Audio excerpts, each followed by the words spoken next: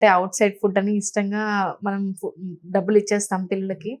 But out side food చాలా impact చూపిస్తుంది body మీద. ఎందుకంటే ఏది రియల్ కాదు. ఫస్ట్ థింగ్, ఏ ఫుడ్ రియల్ ఫుడ్ కాదు. ఇంట్లో వండిన ఫుడ్ రియల్ అని నేను నమ్ముతాను. సో ఎందుకంటే స్టోరేజ్ ఉండడానికి చాలా ప్రిజర్వేటివ్స్ యాడ్ చేస్తున్నారు. N number of things, too much sugar, too much maida, ఇవన్నీ మనందరికీ తెలిసినాయి. మైదా ఇంట్లో తెచ్చుకుంటే ఇంట్లోకి తెచ్చుకోము, బట్ బయట మాత్రం పిల్లలకి మైదా ఫుడ్, ఇంకోటి maida, high sugars, processed packaged food ఎక్కువ ఇచ్చేస్తూ ఉన్నాం. సో రీసెంట్గా నేను చూసిన న్యూస్లో అయితే అమెరికాలో బ్యాన్ చేసిన ఫుడ్స్ అన్ని they are selling in India. అంటే డేట్ ఆఫ్ ఎక్స్పైరీ అదంతా చేంజ్ చేసేసి ఇండియాలో సేల్ చేస్తున్నారు.